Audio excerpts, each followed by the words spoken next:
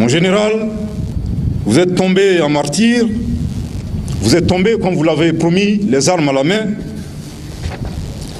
Vous avez honoré votre serment jusqu'au sacrifice ultime. Vous avez donné votre sang pour cette terre du Mali que vous avez tant aimée. Vous êtes parti en héros.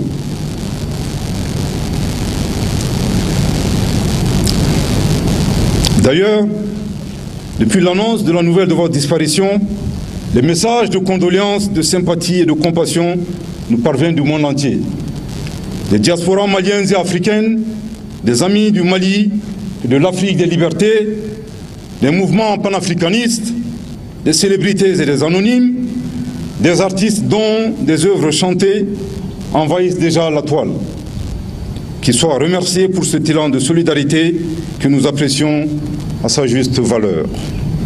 Officiers généraux, officiers, sous-officiers militaires du rang des forces armées de sécurité, jeunesse du Mali, plus que jamais, l'heure est à la mobilisation et à la cohésion. Le serment que nous avons prêté de défendre la patrie au prix de notre sang nous commande aujourd'hui un sursaut national et une union sacrée autour de notre pays que nous aimons plus que tout au monde pour faire échec à la forfaiture et au dessein maléfique des ennemis de notre nation. Ceux qui attaquent nos garnisons, nos domiciles, nos lieux de culte, les symboles de l'État et tentent d'asphyxier notre économie ne cherchent rien d'autre que l'effondrement de notre patrie. Pour arriver à cette fin, il s'allie à des ennemis de l'intérieur et de l'extérieur qu'il nous faut vigoureusement débusquer, dénoncer et anéantir. Cette mission n'est pas au-dessus de nos forces. Nous ne céderons pas à la peur.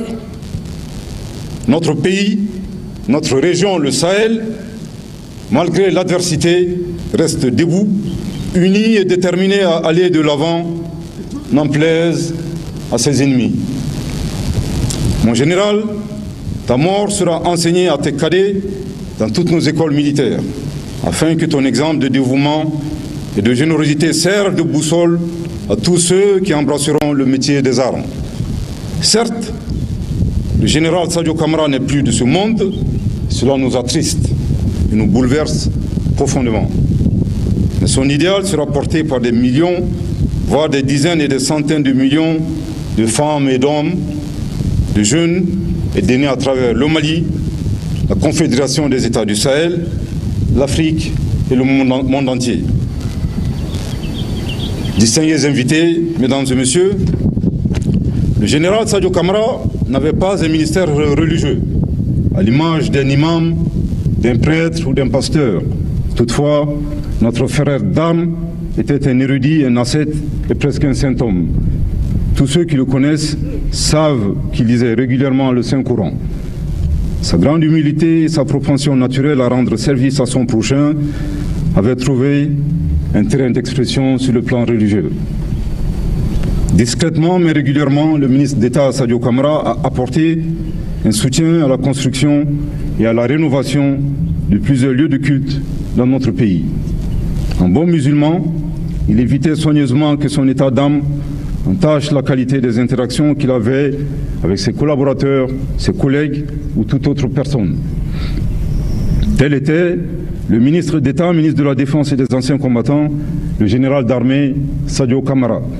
Soucieux de répandre des ondes positives autour de lui, nous restons convaincus d'une chose, que l'homme était injuste, qu'une grande récompense attend dans le Saint Paradis.